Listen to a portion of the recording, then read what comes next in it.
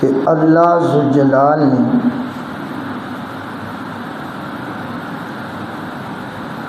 امت محمدیہ کو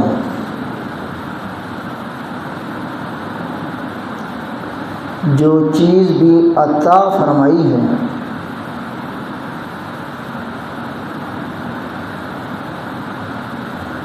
وہ چیز تمام چیزوں سے اعلیٰ اور افضل عطا فرمائی۔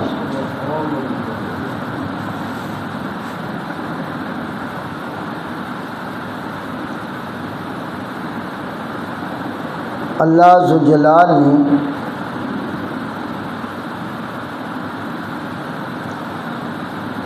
انسانوں میں اور انسانوں کی رہنمائی کے لیے، رہبری کے لیے، ہدایت کے لیے کم و بیش 1,24,000 پیغمبر بھیجے۔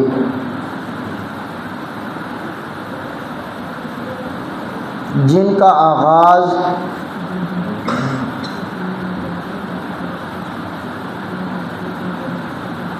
ابو البشر مسجود ملائکہ تمام انسانوں کے باپ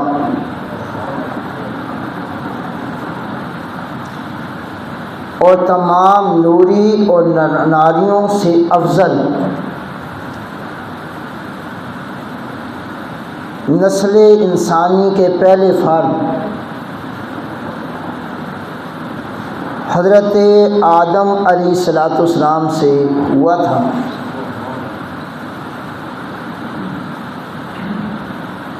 اور اختتام آپ کے میرے آقا حضرت محمد رسول اللہ صلی اللہ علیہ وسلم کی ذات گرامی پہ ہوا۔ اللہ پاک نے ہر قوم میں نبی بھیجا، انبیاء آئے، رسول آئے،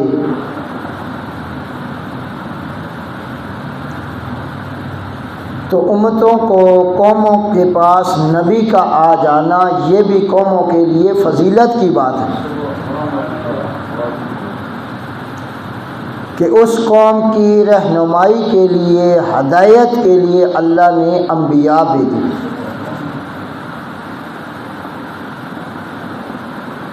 لیکن تمام امتوں میں اگر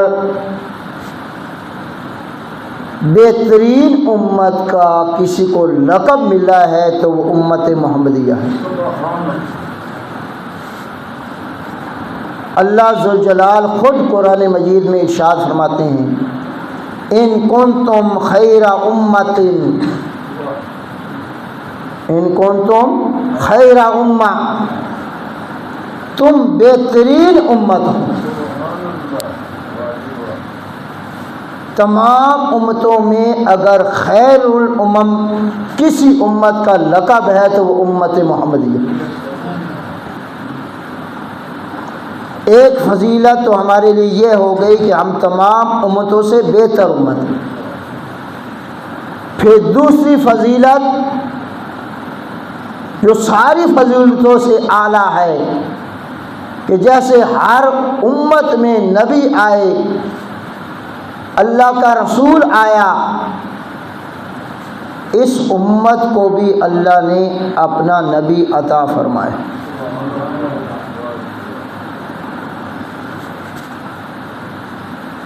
اور نبی بھی امام الانبیاء، نبی بھی وہ جس کے بعد قیامت تک اور نیا نبی آئے گا، خاتم النبیین، آخری پیغمبر اس امت کو ملا، اور مرتبہ مقام اور شان کے لحاظ سے تمام نبیوں سے افضل، یعنی امت کو بھی خیر الامت کا لقب، اور جو نبی ملا وہ نبی بھی تمام نبیوں سے اعلیٰ اولا افضل نبی عطا۔ اور اسی طرح اللہ عز و جلال نے جو اس امت کو بذریعہ پیغمبر امام الانبیاء کے واسطے سے جو قرآن ملا، جو کتاب ملی، جو وحی ملی، وہ کتاب قرآن مجید ساری کتابوں سے اعلیٰ اور افضل، امت بھی افضل، نبی بھی افضل اور قرآن بھی افضل۔ تو اللہ ذوالجلال نے آسمانی کتابیں جتنی بھی اتاری ہیں اس قرآن سے پہلے، وہ ساری کتابیں کتاب اللہ تھی، کلام اللہ نہیں تھی۔ اور کلام اللہ ہونے کا اگر شرف ملا ہے تو کس کتاب کو ملا ہے؟ صرف اس کتاب قرآن کو، کہ یہ کلام اللہ ہے، کتاب اللہ بھی ہے اور کلام اللہ بھی ہے۔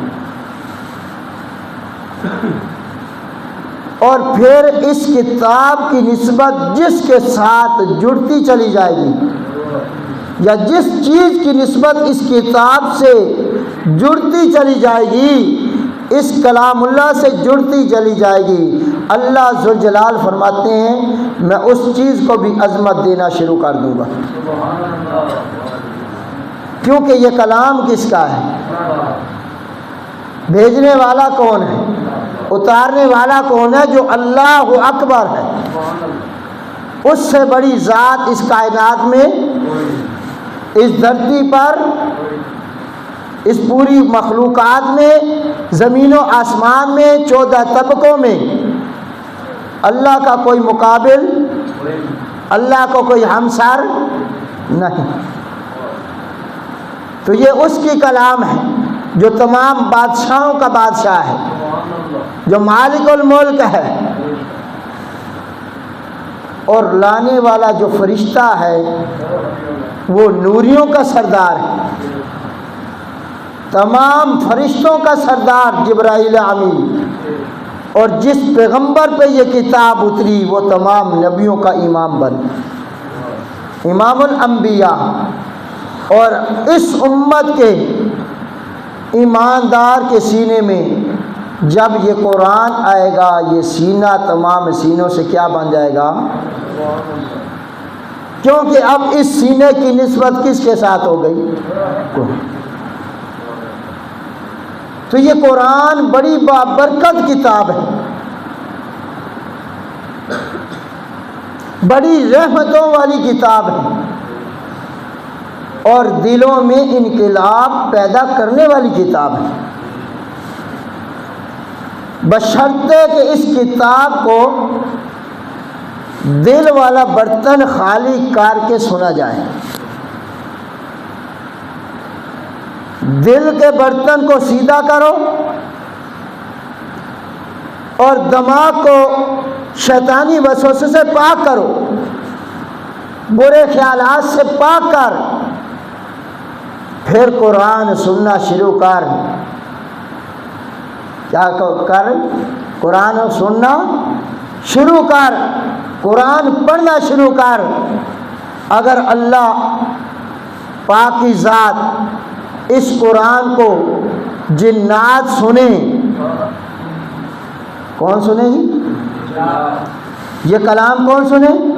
جنات سنیں، تو وہ ایمان لے آئیں۔ آج کا انسان سنے گا وہ ایمان نہیں لائے گا، اور جو ایماندار سنیں گے ان کا ایمان نہیں بڑھے گا، ان کو قرآن سمجھ نہیں آئے گا، ضرور آئے گا۔ یہ جو اتنی عظمت والی کتاب ہے، جو سچے دل سے سن لے، سچے دل سے سن لے تو اللہ پاک اسے ایمان کی دولت سے نواز دیتا ہے۔ اتنی عظمت والی کتاب اللہ نے مجھے آپ کو عطا فرمائی، اس امت کو عطا فرمائی، اور وادی نخلا میں حضور علیہ الصلوۃ والسلام کی بابرکت زبان مبارکہ سے جنات قرآن سنیں تو وہ بھی پکار اٹھیں، وہ بھی کہنے پہ مجبور ہو جاتے ہیں کہ آج ہم نے ایک عجیب کلام سنی، اور اسی وقت وہ کہتے ہیں آمنا بھی، ہم کیا لے آئے؟ اور یہ کتاب آنے کا مقصد کیا؟ یہدی الی الرشد، یہ بھلائی کی طرف لے کے جاتی ہے۔ اور اس کتاب کو حضرت عمر رضی اللہ تعالیٰ عنہ دل سے سنے تو اللہ پاک ایمان کی دولت سے نواز دے گا۔ سبحان اللہ۔ اور اس کتاب کو عمر بن طفیل دوسی کانوں سے کپاس نکال کے، روئی نکال کے آمنہ کے لال کی زبان سے صبح کے وقت اللہ کی قرآن کی تلاوت سنتا ہے، وہ بھی ایمان لے آتا ہے۔ اتنی انقلاب لانے والی کتاب اللہ نے عطا کی ہے تو کس امت کو؟ مجھے اور آپ کو۔ اتنی عظمت والی کتاب، اتنی بابرکت کتاب، اتنی شانوں والی کتاب کہ آپ کے میرے آقا امام الانبیاء حضرت محمد رسول اللہ صلی اللہ علیہ وسلم نے فرمایا کہ جہاں یہ پڑھی جاتی ہے، جہاں تلاوت کی جاتی ہے، وہاں رحمت کے فرشتوں کا نزول شروع ہو جاتا ہے۔ وہاں سے شیاطین بھاگ جاتے ہیں، جنات بھاگ جاتے ہیں۔ جب جنات بھاگیں گے تو اللہ کے رحمت کے فرشتوں کا نزول شروع ہو جائے گا۔ حضور علیہ الصلوۃ والسلام نے ولادت باسعادت کے بعد 40 سال مکہ المکرمہ میں گزارے۔ کتنے؟ ان 40 سالوں کے اندر آپ کی ولادت سے لے کر باسعادت سے لے کر 40 سال کا عرصہ لے لیں، آپ نے کہاں گزارا جی؟ مکہ المکرمہ میں۔ اس وقت آپ علیہ السلام کی تعظیم، ادب، احترام مکہ والے کتنا کرتے تھے؟ سبحان اللہ۔ اپنے سکے بیٹے سے بڑھ کے محبت،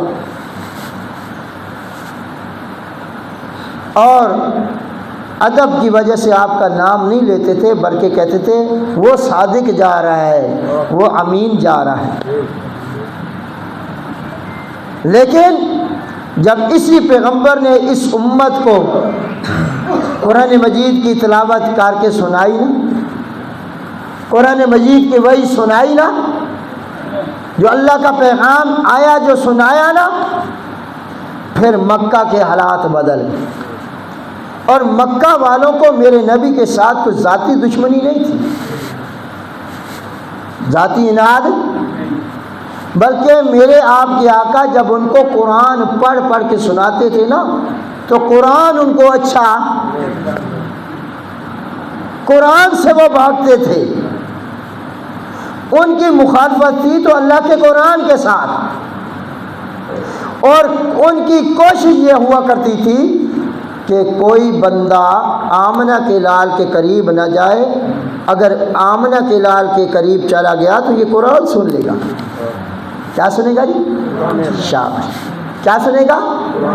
قرآن سنے گا، اور جو قرآن سنتا ہے اور آمنہ کی لال کی زبان سے سنتا ہے وہ ایمان لائے بغیر رہ سکتا۔ سبحان اللہ۔ اسی طرح کا واقعہ، ایک بڑھیا مکہ چھوڑ کے جا رہی تھی، سنتے رہتے ہیں آپ واقعہ، مکہ چھوڑ کے سر پہ سامان رکھا ہوئے، لوگوں نے کہا نا کہ اس محمد کے قریب نہ جانا، اس کی بات نہ سننا، اس کی زبان میں بھی بڑا اثر ہے، جادو ہے۔ تو وہ مائی کی تاجی گٹھڑی باندھ لئی، گٹھڑی باندھ کے چال پڑی مکہ چھوڑنے کی، بھئی نہ ادھر رہوں گی، نہ اس کو دیکھوں گی، نہ اس کی بات سنوں گی۔ آپ کے میرے آقا امام الانبیاء حضرت محمد رسول اللہ صلی اللہ علیہ وسلم نے دیکھا کہ بڑھیا عورت ہے، سامان وزنی ہے۔ آپ علیہ الصلوۃ والسلام نے اس بڑھیا سے ماں سے کہا کہ اماں جی یہ وزن آپ کا زیادہ لگ رہا ہے، مجھے دے دے، میں اٹھا لیتا ہوں۔ واہ جی واہ، سبحان اللہ۔ آپ علیہ السلام نے اونٹ کا گٹھڑی اٹھائی ہوئی، جا رہے ہیں ساتھ ساتھ۔ اب حضور علیہ السلام نے اس ماں سے پوچھا کہ آپ یہ مکہ چھوڑ کے کیوں جا رہے ہیں، چھوڑنے کی وجہ کیا ہے؟ تو اس بڑھیا نے کہا جی لوگوں سے سنا ہے، آج بھی اس قسم کے آپ کو لوگ ملیں گے، لوگوں سے سنا ہے کہ یہاں محمد نامی کوئی شخص ہے جس نے نبوت کا دعویٰ کیا ہے، اور اس کی زبان میں بڑا جادو ہے، جو اس کی کلام سنتا ہے نا وہ اسی کا ہو جاتا ہے، اور اس نبی نے اپنے باپ دادا کا مذہب چھوڑا ہے، ہمارا مذہب چھوڑا ہے، نیا مذہب ایجاد کیا ہے، لہذا میں اس کے ڈر سے چھوڑ کے جا رہی ہوں، مکہ چھوڑ کے۔ آپ علیہ السلام اس کی گفتگو سن رہے ہیں خاموشی سے۔ جب مکہ سے باہر نکل گئے نا تو بوڑھیا نے کہا جی یہیں رکھ دو میرا سامان۔ آپ علیہ السلام نے رکھا، تو پھر اس بوڑھیا نے کہا کہ میری ایک نصیحت یاد رکھنا، تم ہی نا اس محمد نیڑے نہ لگی۔ ایک تو خود بھاگ رہی تھی، دوسرا آگے کیا کہہ رہی، تو دے نیڑے نہ جائیں، مطلب تیرے تو جادو نہ ہو جائے۔ تو آپ کے میرے آقا امام الانبیاء حضرت محمد رسول اللہ صلی اللہ علیہ وسلم نے جب اس کی ساری گفتگو سننے کے بعد کہا اماں جی جس محمد سے بھاگ کے جا رہی ہے، جس نبی سے بھاگ کے تو جا رہی ہے، وہ محمد وہ نبی میں ہی ہوں۔ سبحان اللہ۔ تو اس ماں کے پاؤں کے تلے سے زمین نکل گئی۔ کہا سنا کچھ اور تھا، دیکھا کچھ اور ہے، تیرے متعلق سنا کچھ اور تھا پر دیکھا کچھ اور ہے۔ لوگ تو تیرے متعلق بڑی بڑی باتیں کر رہے تھے کہ وہ گستاخ ہے، بے ادب ہے، بڑی بڑی باتیں کر رہے تھے، لیکن بیٹا میں نے تیرے اندر تو کوئی بات نہیں دیکھی، بلکہ تیرا میرا تو رشتہ ہی کوئی نہیں، کہاں سے تو نے میرا سامان اٹھایا، کہاں تک لایا، کوئی بے ادبی نہیں کی۔ تو اس وقت اس بڑھیا نے کہا اگر آپ اعلیٰ اخلاق کے مالک ہیں، اچھی صفتوں کے مالک ہیں، اور آپ کا میرا تعلق نہیں تھا تو آپ نے بغیر تعلق کے اگر میری مدد کی ہے تو میں یہ جان سکتی ہوں کہ آپ اللہ کے معاملے میں بھی جھوٹ بول سکتے ہیں۔ سبحان اللہ، واجب، سبحان اللہ۔ آپ اللہ کے سچے پیغمبر ہیں، مجھے پڑھا دے کلمہ لا الہ الا اللہ، لا الہ الا اللہ پڑھا دیں۔ تو وہ بڑھیا بھی کیا پڑھ گئی، کلمہ پڑھ گئی۔ تو آمنہ کے لال کے سینے میں جو قرآن تھا، یہ کافر اس قرآن کے دشمن تھے، یہ کافر اس قرآن کے کیا تھے، اور آج بھی یہود و نصارہ اگر اس امت کے مسلمانوں کے دشمن ہیں تو وجہ کیا ہے، وجہ کیا ہے کہ ان کے سینوں میں، مسلمانوں کے سینوں میں کتاب ہے، تو وہ کون سی، ان مسلمانوں کا تعلق ہے تو کس کتاب سے؟ شاید اگر میری بات میں آپ کے اتفاق کرتے تو ذرا اونچا بولیں، کوئی مشکل سوال نہیں کر رہا۔ آپ کی میری یہود و نصارہ جو مخالفت کر رہے ہیں، ہمارے وہ دشمن ہیں، تو صرف وجہ کیا ہے کہ آپ کا میرا تعلق کس کتاب سے ہے، جو کس نبی پر اتری ہے، آمنہ کے لال کے اوپر اتری ہے۔ اسی طرح حضور علیہ الصلوۃ والسلام جب قرآن پڑھا کرتے تھے، کیا پڑھا کرتے تھے، اللہ کے قرآن کی کیا کرتے، تلاوت کرتے، تو اس وقت یہ کافی لوگ کیا کہتے تھے، لا تسمعوا لہذا القرآن، اور تم قرآن نہ سننا۔ کافر کافروں کو کہہ رہے ہیں، کافر کن کو کہہ رہے ہیں، مسلمانوں کو تو نہیں کہہ رہے، کیونکہ پتہ تھا مسلمانوں نے تو بات ہماری مانی نہیں. لا تسمعوا لہذا القرآن، مت سننا اس قرآن کو، قرآن کی بات نہ سننا. آگے سے وہ کہتے ہیں یار کیا کریں اگر وہ پیغمبر آ جائے اور قرآن کی تلاوت شروع کر دے تو پھر ہم کیا کریں. کہتے ہیں والغوا فیہ، والغوا فیہ، تو سا شور مچانا شروع کر دینا. کی کرنا؟ شور مچاؤ گے. لعلکم تغلبون، شاید کہ تم غالب آ جاؤ. کہ اس قرآن کی بات، قرآن کی آواز، نبی کی تلاوت تمہارے کانوں تک نہ آئے. تم کیا کرنا؟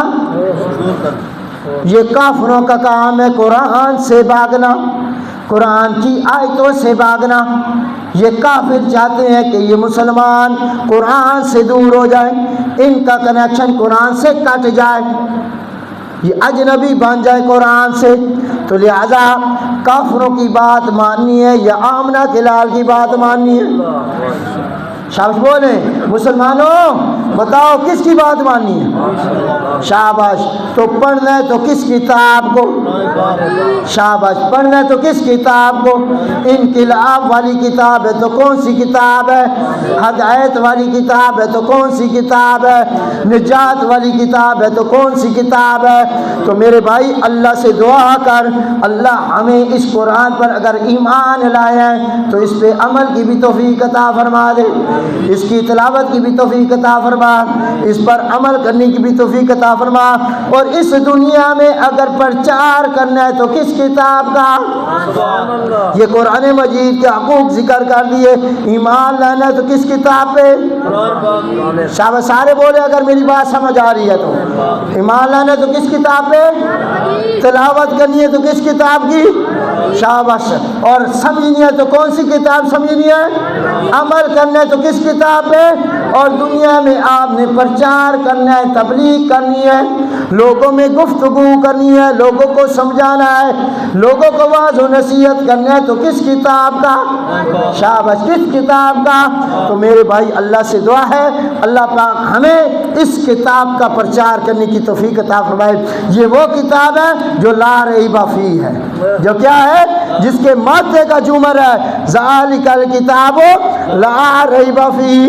اس کی زبر زیر میں بھی شک نہ کری. اگر شک آ گیا تو تیرا ایمان بھی شک کے آ گیا ہے. اس کتاب میں شک، کیونکہ یہ کتاب کس کی ہے؟ یہ کلام اللہ ہے. تو اللہ سے دعا ہے یار اللہ پاک آپ کو مجھے اس کتاب کا پرچار کرنے کی توفیق عطا فرمائے، جس ذریعے بھی ہو، چاہے پبلک میں ہو، چاہے سوشل میڈیا کے ذریعے ہو، چاہے کئی جلسوں کی صورت میں ہو. آج ہم لوگ فحاشی پھیلانے میں، فحاشی اور یعنی گناہ کے کام، موبائل یوز کر رہے ہو، ٹک ٹاک، فیس بک، تو جو بندہ گناہ کی بات آگے شیئر کرتا ہے، آگے پھیلاتا ہے، جو سنتا ہے گناہ کی بات دوسرا بندہ، تو اس بھیجنے والوں کو ثواب ملتا ہے یا گناہ؟ زیادہ ملتا ہے گناہ. شاباش بولیں. جو بے حیائی پھیلائے اس کو زیادہ ملتا ہے. اور اگر کوئی بندہ نیکی کی بات پھیلائے تو ثواب زیادہ ملتا ہے. آپ نماز پڑھتے ہیں نا، پتہ نہیں ہماری قبول ہوتی ہے یا نہیں، کسی کو پتہ نہیں. آپ کے میرے آقا نے فرمایا کوئی بندے نو باہروں تسی لے کہ یار کی پڑھ پتہ نہیں انہوں نماز آندھی ہے یا نہیں آندھی، صحیح ہے یا نہیں ہے، قبول ہوئی یا نہیں ہوئی. آپ نے میرے آقا فرمایا تینوں ادھی مقبول نماز دا ثواب اللہ دے دینا. تینوں ادھی مقبول نماز اللہ کی دے دینا.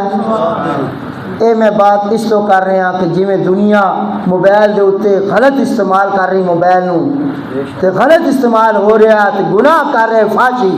اے قرآن اس موبائل دے ذریعے اس قرآن کو پھیلانا چاہیے یا کوئی نہیں؟ شاہ جو میرے ساتھ اتفاق کرتے ہیں بولیں قرآن پھیلانا چاہیے یا نہیں؟